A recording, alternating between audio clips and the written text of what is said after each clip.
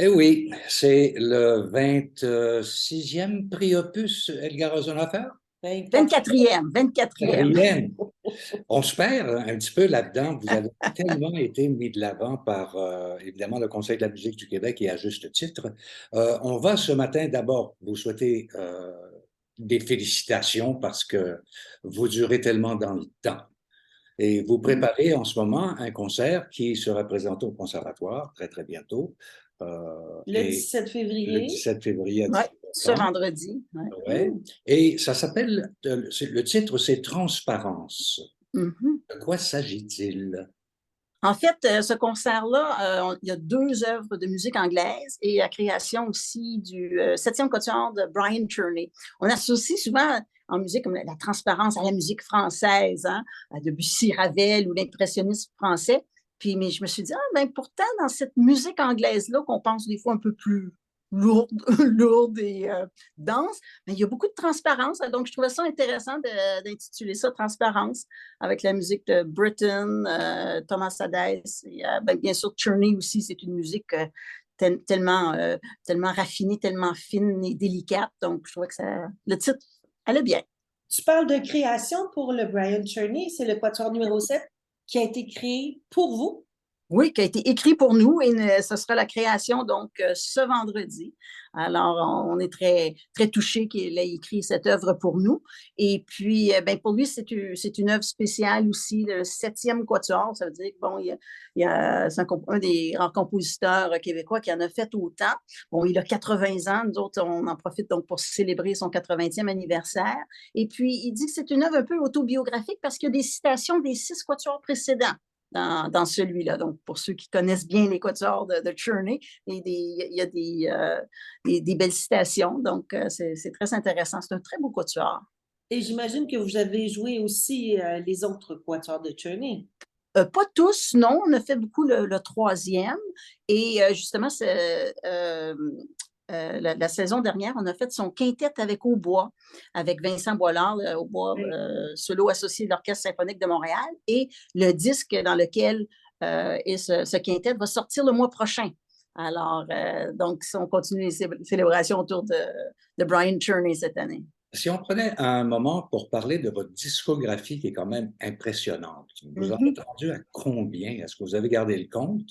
Oh mon Dieu, je l'ai gardé quelque part. Je pense qu'on est environ à 18 ou 20 disques, toujours avec Atma Classique, dont on est très, très heureux de cette collaboration qui dure depuis presque les tout débuts du Quatuor, parce que notre premier enregistrement de disque, c'était en janvier 2000, donc juste après notre grand événement Schaeffer de 1999. On a enregistré donc les 7 premiers Quatuors de Schaeffer à ce moment-là. Et depuis, régulièrement, chaque année ou chaque 2 ans, on fait des disques d'intégrale. J'ai lu que vous aviez fait à peu près 300 œuvres, donc 123 pièces canadiennes, dont 79 commandes. C'est Ouais. incroyable, vraiment Ouais. incroyable. Et bravo d'encourager autant la La musique composition canadienne. canadienne. Oui, on est très heureux de ça. Et en fait, c'est un des volets de notre mandat parce que, bon, il y a des quatuors qui font beaucoup, même qui en font plus de création, mais nous, c'est vraiment une partie importante, mais ce n'est pas seulement ça qu'on fait parce que nous, on fait quand même la musique du début du 20e siècle jusqu'à aujourd'hui et on essaie d'avoir des commandes chaque année de compositeurs, bien sûr, montréalais, québécois, canadiens. Et là, on longe un peu aussi vers l'international, essayer d'aller chercher des grands compositeurs aussi pour nous écrire des quatuors. Alors, on est très heureux de ça et c'est toujours un défi de créer une œuvre parce qu'il y a toujours, on donne un chèque en blanc au compositeur, on ne sait pas toujours trop à quoi s'attendre, donc il faut bien choisir les compositeurs. Puis je pense qu'on ne s'est pas trompé, on a toujours eu des très, très belles œuvres et puis alors là, c'est toujours très excitant de recevoir la partition. J'ai reçu la partition de Brian Tierney juste avant Noël. Et puis, j'étais malade à ce moment-là, j'avais la COVID, donc c'était un super beau cadeau de recevoir ça. C'est un beau cadeau de Noël. Alors là, on est tous excités, on se passe la partition, puis on en discute, puis là, on fait le travail. Ouais. Bien sûr, on a travaillé avec Brian Tierney, qui est venu ici au studio du Quatuor pour travailler son œuvre avec nous. Parlant de bien choisir Vraiment, Olga, tu sais bien choisir tes musiciens, tu sais bien t'entourer. Peux-tu nous rappeler les musiciens qui jouent dans le quatuor présent? Oui, je suis vraiment très choyée. Je les appelle mes boys, mais mes collègues sont vraiment fantastiques. Donc, au deuxième violon, c'est Antoine Bareil, qui est avec nous depuis maintenant 5 ans. Et Frédéric Lambert à l'alto et Pierre-Alain Bouvrette qui sont dans le quatuor depuis maintenant 15 ans. Donc, il y a vraiment une très belle cohésion de groupe parce que on a chacun nos forces et puis on met tout ça ensemble et puis souvent on n'a même pas besoin de dire les choses, hein. On ressent les choses en même temps puis on sait qu'est-ce que l'autre veut, alors on le fait, puis la respiration est ensemble. Et il faut dire qu'après tant d'années aussi, on a tout un répertoire commun. Parce que, bien sûr, dans 25 ans, il y a des pièces que je suis la seule qui les a jouées parce que, bon, pendant 10 ans, ses collègues n'étaient pas avec moi. Mais là, on a vraiment un très, très large répertoire commun, alors qu'on peut facilement donc ressortir des pièces, même si on est si on est trois des quatre qui l'avons joué, ben Antoine, il embarque très rapidement dedans. Donc, c'est vraiment, on est rendu à un moment charnière, je pense, de la vie du quatuor, parce que là, on a tout ce bagage avec nous, ce bagage commun, et puis cet enthousiasme. Alors, c'est vraiment un grand plaisir. Puis, on a beaucoup de beaux projets cette année, cette saison 25e anniversaire est vraiment très excitante. On a des collaborations avec la compagnie de danse Virginie Brunel. Bon, ça dure depuis quelques années, mais avec la pandémie, il y a beaucoup de choses qui se sont arrêtées. Donc là, ça reprend. On va à Toronto la semaine prochaine avec la compagnie Virginie Brunel. On a des collaborations avec Claire Obscur, avec la mezzo-soprano Stéphanie Potier. Donc, on tourné dans l'île avec Camille Claudel, Into the Fire. On a une collaboration avec Vincent Boilard, le voïste de l'Orchestre symphonique de Montréal. Donc, vraiment, il y a beaucoup de choses qui se passent en même temps, avec plus nos productions, les dialogues, les disques. Alors, on est très, très, très heureux cette année. Beaucoup de belles choses. Ouais. J'aimerais rapporter une anecdote, celle du moment où vous avez comme pris connaissance de, de ce prix, cet autre prix Opus que vous avez gagné. Je pense que la joie était dans l'air, puis vous êtes décontracté. Ça donne un peu l'ambiance de votre quatuor en même temps. Oui, oui, c'est vrai, c'est vrai. On était très heureux. En fait, on ne pouvait même pas être au gala parce qu'on avait un concert. On faisait les Fêtes de la Fontaine, justement, une autre collaboration avec Catherine Perrin. On était à Laval. Et puis, le concert était en même temps que le gala des prix Opus. Puis, je dois dire, j'avais ma montre, puis j'avais dit à ma fille qui était au gala, j'ai dit, si jamais on gagne, tu m'enverras un petit texto. Puis, entre deux mouvements, j'entends ma montre vibrer, puis je me suis dit, oh, je pense qu'on l'a. Alors, on était bien très heureux. Donc, ma fille a dit le Portugais était au gala, est allée chercher pour nous parce qu'il fallait bien sûr avoir une représentante. Et puis, donc, le lendemain, donc, elle nous l'a donné officiellement, là, notre prix Opus. Donc, on est très heureux, très heureux.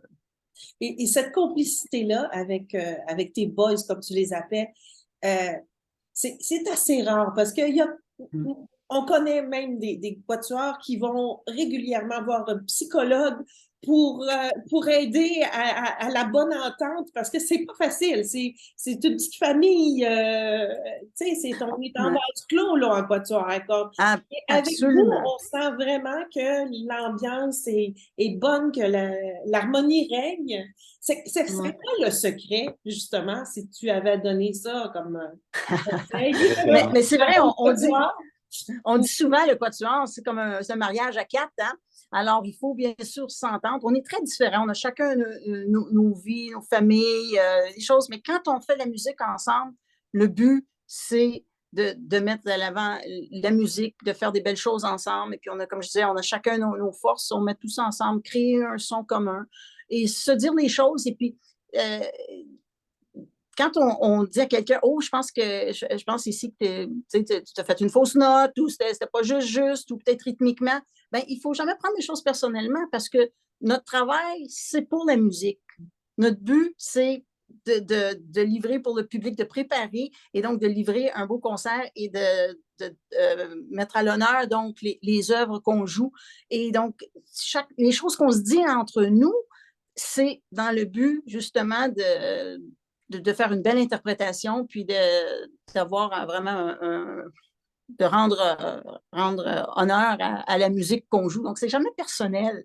Puis, on a beaucoup de plaisir. Ce sont des hommes pleins d'entrain, plein de bonne humeur. On a toutes nos petites farces, puis les choses. Donc, il y a une très, très belle ambiance de travail. Ça, c'est important à garder. On travaille fort, on a une petite pause où quelqu'un a hey, j'ai quelque chose à raconter, et puis après ça, on reprend. Donc, puis on a quand même des répétitions de 3 heures, hein, 3 fois, d'habitude, c'est 3 fois par semaine, 3 heures. Donc, on se voit beaucoup. Et puis, mais on a beaucoup de plaisir ensemble, puis on est toujours bon, dans les projets, puis qu'est-ce qu'on pourra faire, puis on pense projets futurs ensemble, on discute beaucoup. Alors, c'est vraiment une très, très belle ambiance de travail. Une question, Olga, qui m'intéresse, c'est-à-dire que vous avez développé pendant ces 25 ans un public. Vous avez un public qui vous est fidèle, qui est régulièrement ou presque à tous les concerts. Mais j'aimerais savoir ce que vous faites pour attirer davantage de public, pour rajeunir un peu le public. Oui, c'est vrai, c'est un défi parce que depuis 25 ans du Quatuor, oui, on a un public, on pourrait dire un peu plus âgé peut-être que la normale, mais qui nous suivent aussi depuis 25 ans. Et puis, bon, bien sûr, le public de la musique classique, en général, est un peu plus âgé. On essaie d'attirer les jeunes avec, bien sûr, en s'associant au Conservatoire de musique de Montréal, dont on est quatuor en résidence depuis plus d'une dizaine d'années. Alors là, bien sûr, les étudiants ont toujours des billets gratuits, mais ils sont tellement occupés, bon, ils ne viennent pas beaucoup. Mais je pense que le choix du répertoire fait en sorte qu'on attire les gens de tous les âges, parce que je pense que c'est vraiment une de nos forces. Les gens, et puis ils nous le disent, ils ont confiance quand ils viennent au concert du Quatuor, ils savent qu'on va leur présenter des grandes œuvres.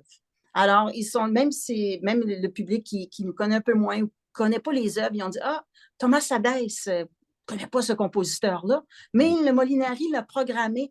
Il doit avoir quelque chose dans cette œuvre-là. Alors, les gens ont vraiment établi ce lien de confiance avec nous. Et puis, donc, nous autres, ça, je pense, c'est ça qui maintient, garde et même agrandit notre public, en effet. Et il y a aussi ces dialogues sur le plateau que vous faites régulièrement. Peux-tu nous parler de... Oui, on a une très belle collaboration, association avec la Maison de la culture Plateau-Mont-Royal. Donc, on appelle ça dialogue sur le plateau, comme un plateau.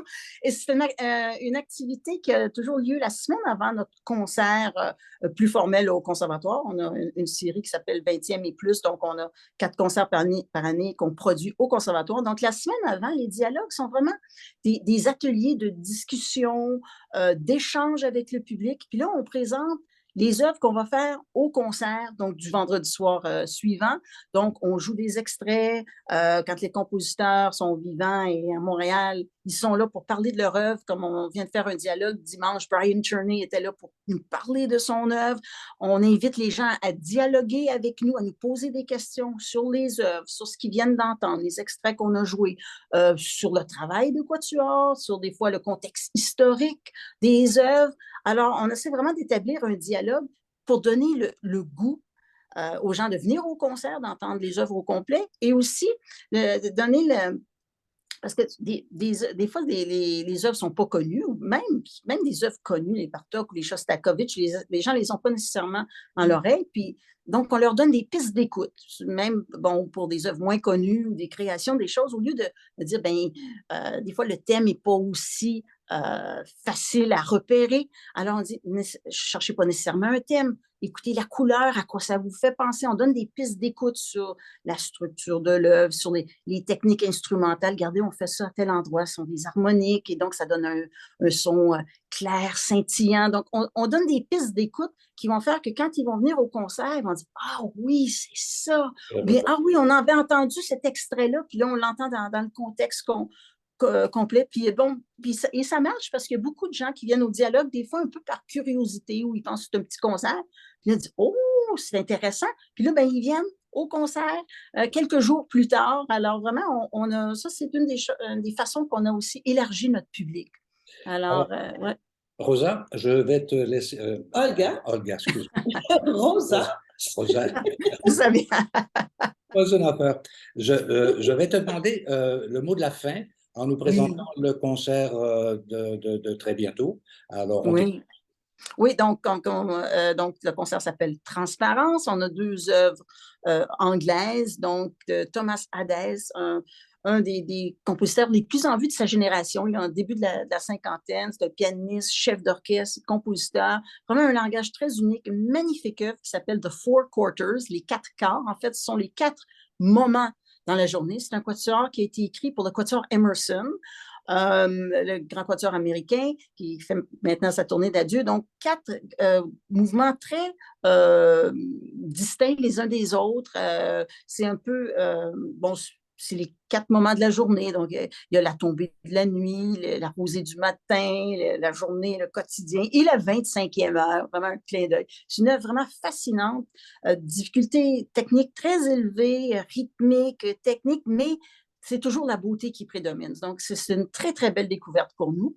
On va jouer aussi le deuxième quatuor à cordes de Benjamin Britten, qui a été écrit en 1945, et c'est un hommage à Henry Purcell, le compositeur baroque anglais, dont il admirait beaucoup la musique et il espérait vraiment comme aller chercher les qualités de cette musique-là dans ses propres compositions, Britten.